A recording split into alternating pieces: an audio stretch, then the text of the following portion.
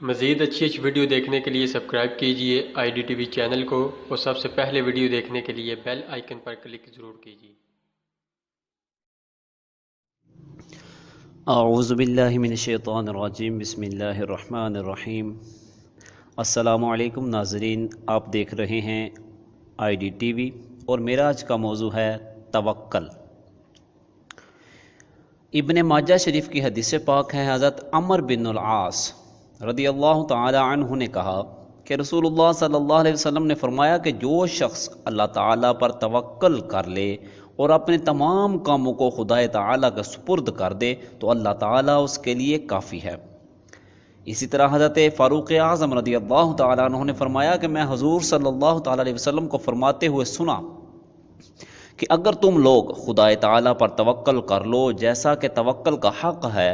تو وہ تم کو اسی طرح روزی دے گا جس طرح پرندوں کو روزی دیتا ہے کہ وہ صبح کو بھوکے نکلتے ہیں اور شام کو شکم سیر ہو کر واپس لوٹتے ہیں۔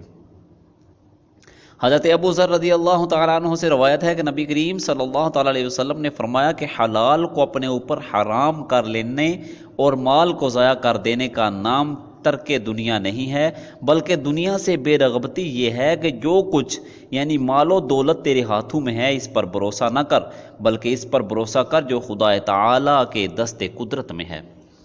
پھر مسلم شریف کی حدیث پاک حضرت صہیب رضی اللہ تعالی عنہ نے کہا کہ رسول اللہ صلی اللہ علیہ وسلم نے فرمایا کہ مومن کا معاملہ عجیب ہے کہ اس کے ہر کام میں بلائی ہے اور یہ شرف مومن کے سوا کسی اور کو حاصل نہیں ہے۔ اگر اسے خوشی کا موقع نصیب ہو اور اس پر خدا تعالیٰ کا شکر بجا لائے تو اس میں بھی اس کے لیے بہتری ہے، اور اگر کبھی مصیبت پہنچے اور وہ اس پر صبر کرے تو اس میں بھی اس کے لیے بہتری ہے۔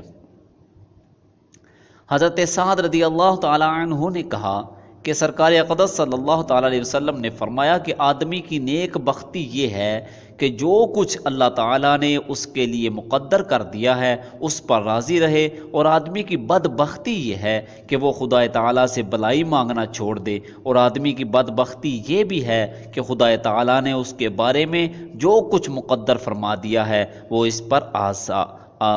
آزردہ نہ ہو۔ اللہ رب العزت جل جلالہ کی بارگاہ میں دعا ہے کہ اللہ رب العزت جل جلالہ نبی پاک صاحب الاولاق صلی اللہ علیہ وسلم کے فرامین کو سمجھ کر ان پر عمل پینا ہونے کی توفیق عطا فرمائے۔ وآخر دعوانا الحمدللہ رب العالمین۔